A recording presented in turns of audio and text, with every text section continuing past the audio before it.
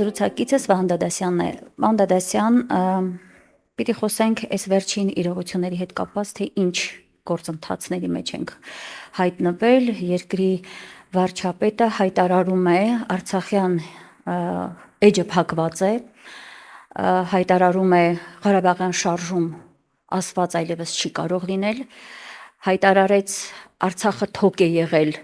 Հայաստանի համար եւ օգտագործել են արտաքին ուժերը այդ թոկը Հայաստանը խեղդելու համար, Հայաստանին ծանր վիճակի առաջ կանգնեցնելու համար եւ փաստորեն իր ասելով իրեն հաջողվեց ազատվել այդ թոկից եւ Հայաստանը տանել զարգացման։ Նախ կխնդրեմ նրա այս ձևակերպումներին անդրադառնաք, սա ինչ է նշանակում, արդյոք փաստում է նրա այս հայտարարությունները փաստում են այն մասին, որ նա տարիներ շարունակ եկավ նաև իրական եւ տարիներ շարունակ է ունեցել այդ ծրագիրը Արցախի էջը փակելու եւ եկավ հենց այդ ծրագիրը իրականացնելու նպատակով, խնդրեմ։ Գիտեք, սա sense ոտի վրա ասելով չի, սա մի քանի բառերով ասելով չի, սա նույնիսկ ժամերով ասելով չի, այս իրավիճակը որ ստեղծվել է, այս աղետը որ եկավ, հենց վարչապետ Նիկոլ Փաշինյանի գլխավորությամբ, սա ազգային մեծ աղետ է, մեծ դժբախտություն է, որովհետև իրենք ոչ թե եկան այսպես, հենց այնպես եկան, իրենց ոչ թե բերեցին դրսից, այլ իրենց բերեց հենց մեր վարվելակերպը բերեց, որովհետև ինչու եմ ասում սա, որովհետև ստեղծված 91 թվականից երբ մենք ստեղծել ենք մեր պետությունը, հանրապետություններից որ ստեղծել ենք 90-91 թվականներից սկսած, ես այս ամենի թողոպոհի մեջ եղել եմ եւ բավականին ակտիվ եմ եղել եւ ունեմ իմ փոքր վաստակը այդ հարցում եւ ասիկա ես շատ գիտ չեմ, ես տեսած եւ ապրած եմ այս ամենը եւ բոլոր Հայաստանի բոլոր ղեկավարները բոլոր բնակավարներում վարել են այնպիսի քաղաքականություն կրթության, գիտության, մշակույթի, մարդու իրավունքների իրացման, տնտեսական մենաշնորհների ստեղծման եւ այլ բնակավարներում այնպիսի իրավիճակ են ստեղծել, որ ծնվել են Նիկոլն ու Նիկոլանմաները, Նիկոլը մենակ չի եւ Նիկոլանմաները շատ են, ովքեր որ չեն գիտակցում, մի մասը գիտակցալբար անում են դա, մի մասը չեն գիտակցում, հայնասեր մարդիկ են եւ չեն գիտակցում, որ իրենք սխալ են վարվում, ինչու, որովհետեւ նախկինից է եկել դա եւ Նիկոլը հեշտությամբ բոլորը գցում է նախկիների վրա, նախկիները, ներկաները, նախկիները, այսպես այս ռեբուս է ստացվում, բառախաղ է ստացվում, որ ունի իր արդարացի կողմերը եւ այսօր դրությամբ հայ ժողովուրդը ամբողջ ազգը աշխարհում, միայն Հայաստան Հանրապետությունում չէ, գտնվում է դժբախտ իրավիճակի մեջ։ Դժբախտության մեջ ենք հայտնվել մենք եւ այսպեսի կար, որ մենակ ենք մենք, միշտ եղել է։ Մենք մենակ ենք եղել։ Դա 88 թվականին մենակ ենք եղել, բայց այնքան մեծ էր մեր ազգային միասնականության էներգետիկան, որ ով ուզում էր, որ ինչ ուզում էր աներին, 4 բոլորից հարձակվել է մեր վրա սովետական միության բոլոր պետությունները, հանրապետությունները, հենց Կրեմլն էլ հարձակվել մեր վրա, արևմուտքն էր հարձակվել, անսասան էինք մենք։ Մեր ազգը անսասան էր եւ ոչ մեկ չկարողացավ։ Դրա համար մենք այն ժամանակ ինչու մենք հաղթեցինք, ամեն ինչով քիչ էինք, զորքով քիչ էինք, փամփուշտ չունեինք, էներգիա ընդհանրապես չունեինք, էներգետիկ աղբյուրներ, զենք, զինամթերք չունեինք, բայց մենք հաղթեցինք, բայց քաջնազարը չենք, դա միայն քաջնազարում է լինում, չէ՞, հեքիաթի մեջ է լինում, որ ոչնչից, ասիկե մի բանում ունեցել ենք առավելություն, որն էր մեր հիմնական առավելությունը, դա մարտի կազմակերպման եւ կառավարման այդ լյուֆտն էր, որ մենք կարող էինք հասնել առավելության եւ այդ կարեւոր առավելությունն է դա եւ միասնականության էներգետիկան շանս չունենք մենք պարտվելու ժամանակ եւ հակառակորդը մեր ճշնամին էլ շանս չուներ մեզ հաղթելու դա համար եղավ այն ինչ եղավ բայց հետագայում ինչպես դա մսխվեց այս բոլորը մսխվեցին կամաց մաս առ մաս մսխվեցին եւ պիկը եղավ 18 թվականին երբ որ արևմուտքի ուժերով արդեն հերբից նայեցին, ասեցին, չէ, սրանք սխալվողը վրա են ու կամաց պատրաստեցին, ում պատրաստեն, հենց Նիկոլի նման, ինչի Նիկոլին, նա ինքը ապացուցեց իր դրույթներով, իր կենսակերպով, իր այսպես կուրուծիտներով եւ մուտիլովկաներով, հատկապես իր գրքով, որ երկրի անառակ կողմը, որ ասվում է այսպես, այդ գրքով միանշանակ ինքը հենց ասաց, որ ին վրա դուրս եկեք, ես անելու եմ ձեր բոլորը եւ այն դուխով որ գրած էր, ինքը այդ դուխով ուզում էր ասել, որ սրանք լեգիտիմ չեն, սրանք դուխ չունեն, այ ինձ վրա կանգնեցեք, ես ձեր արածը դուխով կանեմ, ես լեգիտիմ կգամ ու դուխով կանեմ։ Դուխով անելը հիմնականում Արցախի հարցում էր։ Արցախի հարցում, բոլոր ազգային հարցերում, Հայաստանի դեգրադացիայի հարցերում, որովհետև աշխարհի հետաքրքրությունը այստեղ մեր ազգային չլինելն է, լինելիությունը, որովհետև որպեսզի այսօրվա մարտահրավերը ինչպես են, ասինքն ինչ է այսօր աշխարհը ուզում։ Արևմուտքը ուզում է էներգետիկ աղբյուրներ, Ռուսաստանը դա ունի եւ տալիս է այսպես իրենց թշնամիներ Ռուսաստանը, հիմա սրա վրա բան չանենք, չծանրանանք, միջինասիական գազը, նավթը, էներգետիկ աղբյուրները պետք է Հայաստանի վրայով գան, Թուրքիայի միջոցով անցնեն Ստամբուլով դեպի Եվրոպա։ Եվ այս տարածաշրջանը իրենց պետք է առանց հայերի։ Առանց հայերի մենք ենք խանգարում միայն։ Եվ եթե որպեսզի մենք չլինենք կամ լինենք, թող սսկվեն, խելոք մնան, միայն ապրեն իրենք, բայց լինեն։ Ոչ մի բան չլինի, բայց այստեղով անցնի իրենց ամբողջ այդ գազատարը, էներգետիկ աղբյուրները ամբողջ այստեղ անարգել անցնի եւ նրանք ոչնչացնում են այդ ճանապարհին, բայց մենք խանգարում ենք, չէ՞։ Ինչպես անցնի։ Դրա համար պիտի ոչնչացնեն մեր ինքնությունը, մեր այս ամեն ինչը, որ եկել է մեր գլխին, պիտի սարքենք այս ամենը, որպեսզի սա չլինի այդ ամենը։ Արցախցիները հստակ գիտակցում են, որ այդ ամբողջը Արցախի հանձնումը իրականում Նիկոլ Փաշինյանի ձեռքով արվեց, դա հստակ ծրագիր էր, թե կան մարդիկ այնուհանդերձ, ովքեր այն համոզման են, որ նախկինների օրոք արդեն տված ա եղել Արցախը, ուղղակի ջեբը գցեցին Նիկոլին։ Ես միանշանակ գտնում եմ, որ դա շատ սուտ եւ բացարձակ հերյուրանք է, որովհետեւ նախկինները ոչ թե ուզում էին տային, այլ նախկինները չէին գիտակցում, որ իրենց այդ քաղաքականությամբ ի վերջո իրենք տալու են դա։ Իրենք չէին գիտակցում, որ իրենք դա անում են հակազգային են անում, իրենք դա հակապետական են անում, իրենք դա չէին գիտակցում, իրանք միայն զգում էին, որ պետք է ուժեղ լինի, բայց չէին կարող իմանում, որ ուժեղ լինելու պետք է բանակը հզորացնել, ուժեղ լինելու համար իրենք գիտեք, երկիրը կառավարում էին գործարանի դիրեկտորի, կոլխոզի նախագահի մակարդակով, որն է կոլխոզի նախագահ եւ դիրեկտորի պահվածքը, որ կարևոր տեղակալներ, կարևոր պաշտոնյաները, տնտեսական պատասխանատու պաշտոններին իր վստահված անձը նշանակի, չէ՞, բայց իրենք այդպես երկիրը այդպես չեն ղեկավարում։ Երկիրը չեն ղեկավարում նման մոտեցումներ։ Երկրի ղեկավարը պետք է ունենա առաջնորդի հատկություն։ Որն է առաջնորդի հատկությունը։ Վոժդը, որ ասում են, դա այն է, որ պլեմիայի վոժդը ինչ է անում։ Ինքը հոգս է տանում իր պլեմիայի անվտանգության առաջինը, անվտանգության համար, եթե պատերազմ լինում է, ինքը գնում է իր մարմնով, իր վերք է տալիս, վերք է ստանում, զոհվում է անգամ, իր կյանք է գնում, պաշտպանում է իր հայրենիքը, իր ժողովրդին եւ հոգ է տանում նրա գերակուրի, առողջության, կրթության մասին։ Այս մարդիկ այդ առաջնորդը չեղան։ Առաջին նախագահ, երկրորդ նախագահ, երրորդ նախագահ եւ նույնն էլ Արցախում շարունակություններն էլ Արցախում։ Նրանք առաջնորդ չէին։ Կներեք, օրինակ ինչ քայլեր պետք է արվեին Արցախում, որ չեն արվել անցած 30 տարիներին, եւ ստացվեց, որ եկավ մի մարդ դրսի բերածով եւ քանդեց մեր հաղթանակները։ Այլ Հայաստանում պետք է առաջինը որպես անվտանգության երաշխիք, քանի որ մենք ունեցել ենք այդ առավելությունը, այդ դիրքը, արդեն բանակ ենք ունեցել, բանակը մենք 94 թվականին ունեցել ենք, մեր սպառազինությունը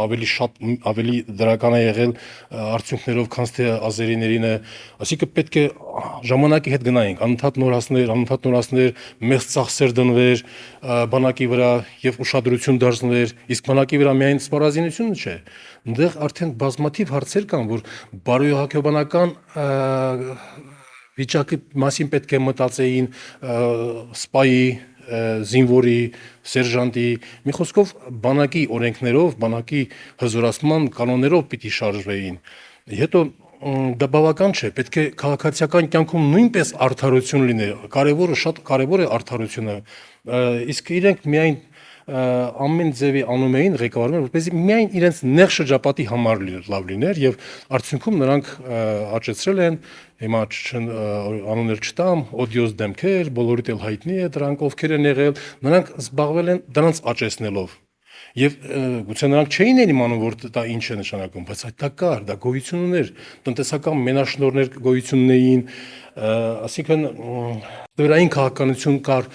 տնտեսության մեջ, մենաշնորհներ կային, որ այսինչ գործը եթե անում է, ուրիշ մեկը իրավունք չունի անելու։ Այսպիսի բաներ կային եւ այն որ ասում են թալան, հենց դրան է վերաբերում, որովհետեւ հիմա այս ներկա իշխանությունները ասում են թալան, լափել, այնքան են լափել, թալան ասել, արդեն լափոլոգի մասնագետ է պետք արդեն, թե լափելը որն է, թալանը որն է, բայց իրենք ավելի շատ են լափում եւ թալանում։ Բայց ասում են, բայց արդյոք պատժվում են նաև այն մարդիկ, ովքեր պետք է պատժվում։ Մենք տեսնում ենք, որ իրականում քաղաքական հայացքների համար են մարդկանց պատժում։ Ասածը ավելի մանիպուլատիվ եւ ավերիչ է, քան թե նախորդների առանձները, այո։ Շատ լավ, գանք հիմիկվա այս օրերին Արցախը հայաթափված է, Արցախի ժողովուրդը ցեղասպանությանը չենթարկվելու համար դուրս եկավ 150,000 մարդ եկավ մայր հայրենիք, վերադարձի հարցը Արցախահայության վերադարձի հարցը իր բնորան հայրենիք ցավոք այս իշխանությունը չի դնում օրակարգում, ասում է չկա այդ հարցը, փակված է, ինչպես է դա հնարավոր իրականացնել, որովհետև ես տեսնում եմ, որ ցուցիչները նաև ցույց են տալիս, որ մեր Արցախահայությունը հեռանում է նաև Հայաստանից, այսպես մենք կորցնում ենք, չկա ժողովուրդ, չկա նաև խնդիր, պահանջ, չէ, դա նաև գիտենք թուրքական ձեռագիր է, ցեղասպանի ժողովրդին, տիրացիր նրա հայրենիքին, հիմա այդ նույն process-ը ցավոք պիտի արձանագրեմ, տեղի ունենում մեր Արցախահայության պարագայում, վերադարձի խնդիրը որքան ուշանա, այնքան մենք կկորցնենք մեր ժողովրդին, որտեղ նրանք հեռանում են Հայաստանից։ Ինչպես եք տեսնում խնդրի լուծումը այս իշխանության պարագայում։ Այս իշխանության պարագայում ոչ մի ձև հնարավոր չի, որովհետև սրանք ամեն ինչ անում որ Արցախի հարցը փակվի, հետամուտ են դրան եւ շահագրգռված են, բայց Արցախի հարցը չի լուծվում Նիկոլ Փաշինյանի կամ Ալիևի կամքով, նրանց ուզածով կամ չուզածով։ Արցախի հարցը լուծվում է միջազգային իրավունքով եւ միջազգային իրավունքի համաձայն, քանի որ ցեղասպանվել ենք եւ ցեղասպանություն է դա, ապա մենք մեր հետ վերադարձի իրավունքը ունենք։ Հիմա ուզում է դա շատ են սիրում ասել Ալեն Սիմոնյանը հատկապես, որ ուզում ես թռի վերև, իջի ցած, ուզում եք թռեք վերև, իջեք ցած, Արցախի վերադարձի հարց միջազգայինորեն ամրագրված է, բայց միջազգային ամրագրված այդ հարցը պետք է ոչ թե բարձրացնեմ դուք կամ ես կամ մյուսները, դա պետք է բարձրացնի միջազգային սուբյեկտ։ Այսօրվա դրությամբ միջազգային շահագրգիռ սուբյեկտը միայն հանդիսանում է Հայաստանի Հանրապետության կառավարությունը, ով ամեն ինչ անում է, որ այս հարցը փակվի։ Հետամուտ է ամեն ձևով, որ այս հարցը փակվի։ Տեսեք, այս հարցը ուզեց բարձրացնի կաթողիկոսը եւ Շվեյցարիայում։ Եվ ինքը հիմա էս ինչի համար է սկսել կաթողիկոսը։ Ինքը կաթողիկոսի երեխա ունենալու, չունենալու, կուսակրությունը խախտելու, չխախտելու կամ այն որ կեղծա բաներով թղթեր են հրապարակում, որ իբրև ագենտ էր եւ այլ դրանը համար չի պայքարում։ Ինքը պայքարում է հայ եկեղեցու, ոչ թե եկեղեցական կանոնները վերականգնելու, այլ հայկականության դեմ է պայքարում։ Այս ասուն կենթանիները պայքարում են այն ամենի դեմ, ինչը հայկական է եւ պարունակում է հայկականություն։ Սա է, եւ սա մեր ազգը եւ ժողովուրդը պետք է հասկանա եւ ես ինչու եմ, հիշում եք զրույցի սկզբից ասացի, որ միասնականության էներգետիկայի մասին խոսեցի։ Երբ որ միասնականության էներգետիկա լինի, հնարավոր չի, որ այս չար մտքերը մեր մեջ լինեն եւ դրսից էլ հնարավոր չէ։ Տեսել են, որ միասնականություն չկա, էներգետիկա չկա, ամեն ինչ անում են, որ սա տարանջատվի, տարալուծվի եւ ինչքան շատ այնքան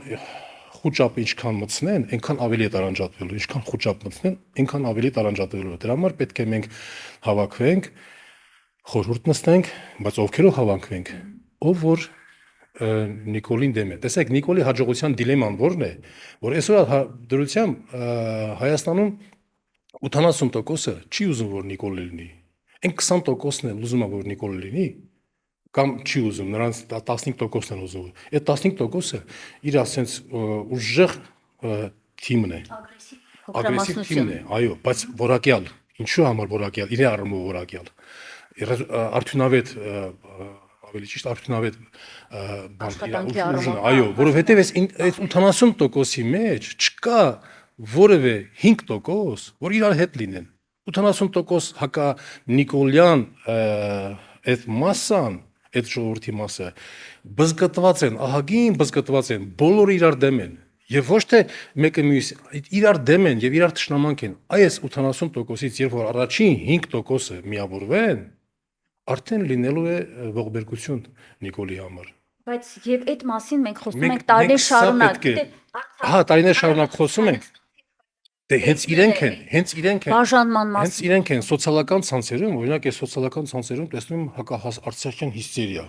ուժեղ հակահարցախյան հիստերիա, բայց սովորական կյանքում գետնի վրա դա չկա, գոյություն չունի։ Արհեստական է ստեղծվում։ Արհեստական է ստեղծ, այո, սոցիալական ցանցերով ստեղծում է արհեստական, որովհետև որպեսզի չմիավորվի, որպեսզի հիմա ինձ որ տեսնեն, ես իրանց համար ողերին ճշնամի եմ լինելու, արդեն ինձ սկսել են քարկոծելը եւ այլն տարբեր ձևերով վարկաբեկելը, մի խոսքով բանը միասնության կոչ անողները իրենց ճշնամիներն են։ Հիմա պետք է որ միասնության գիտակցում ունեցողները գետնի վրա, ինչպես ասացի, գետնի վրա իրականում համախմբում իրականացնեն։ Մեր շատ կարճ ժամանակ է մնացել, 2026-ի ընտրությունները առջևում են։ Մենք կհասցնենք այդ համախմբման գաղափարը ներարկել մեր ընտրողներին, մեր ժողովրդին։ Կարծում եմ, այո, մենք որ աշխատենք, իրենք անպայման անհաջողության են մատնվելու, ինչպես անհաջողության մատնվեցին ամսի 18-ին Էջմիածնում եւ ամսի 28-ին էլի հաստատ անհաջողության են մատնվելու, չի հաջողելու իրենց այդ քայլը անեն, այսինքն Դե պատրաստվում են նոր գրոհի կաթողիկոսի դեմ եւ այս դեպքում ընդհանուր մինչեւ խոսում է կալանավորման մասին։ Դե ինչ մասին իրենք ուզում են խոսեն, իրանք ճշնամի են, ճշնամին ինչ ուժով ուզում է թող հարձակվի, բայց մենք պետք է պաշտպանվենք, մենք պետք է պահենք։ Հիմա ինքը ճշնամի է, իր ճշնամությունը պիտի անի, մենք չպիտի ասենք ճշնամին հարձակվում, բա դες չի լինի, տանկերով է հարձակվում։ Հետո ինչ, ինքը ամեն ուժով իր ճշնամությունը պետք է անի, բայց հարցը մերն է, թե մենք ինչպես ենք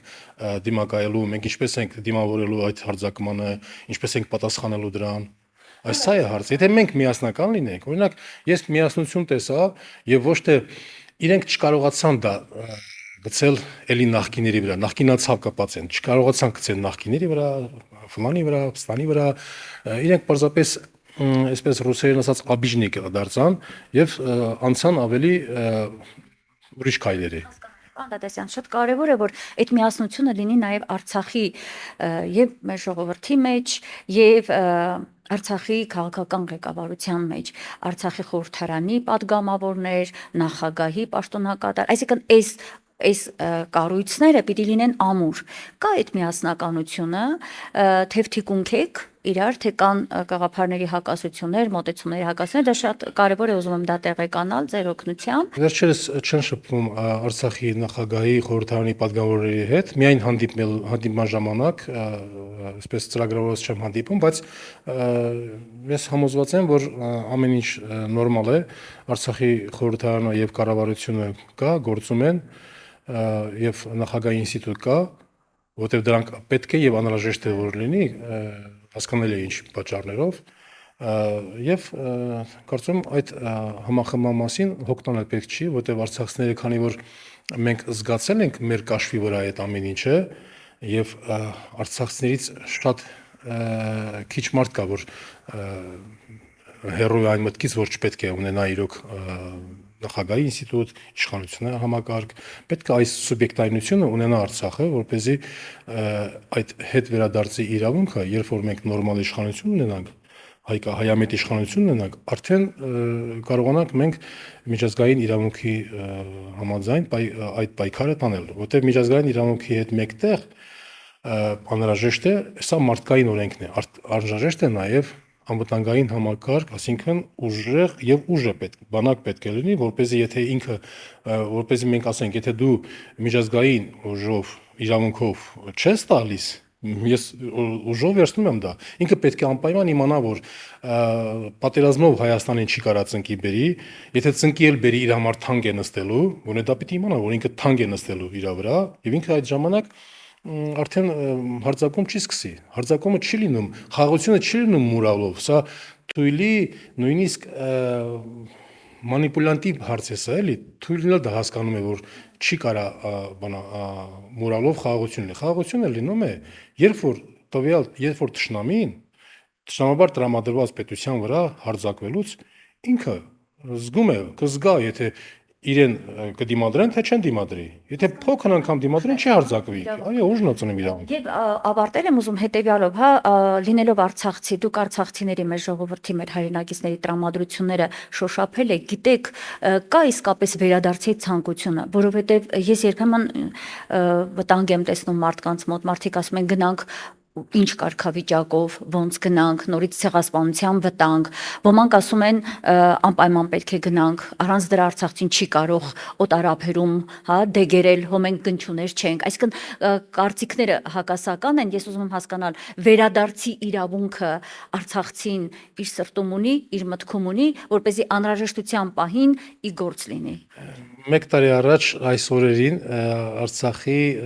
հասարակական կազմակերպությունների հավաք է եղել նախաձեռնությամբ մեկ հասարակական կազմակերպությամբ եւ այնտեղ երկար զրույց հետո որոշեցինք, որ օրակարգում այնպիսի հարց դնենք, որ բոլորիս միավորվի եւ ինչ հարց պիտի դրացնեինք, օրակարգում դրեցինք, որ բոլոր ուզում են վերադարձի օրակարգը, որ մեզ բոլորիս հակառակ կողմերին բոլորիս միավորեց եւ սկսեցինք արդեն միասին աշխատել եւ միշտ հիմա կա այդ միավորում այսպես հետ վերադարձի օրակարգը կա եւ քննարկում ենք։ Այսինքն Արցախահայության մեջ կա իր հայրենի բնորան վերադառնալու այդ հստակ գիտակ։ Դա ոչ միայն երազանքը, այլ ամեն արցախցի դա լսելուց ուղղակի 5 պակաս կմեկնի արդեն։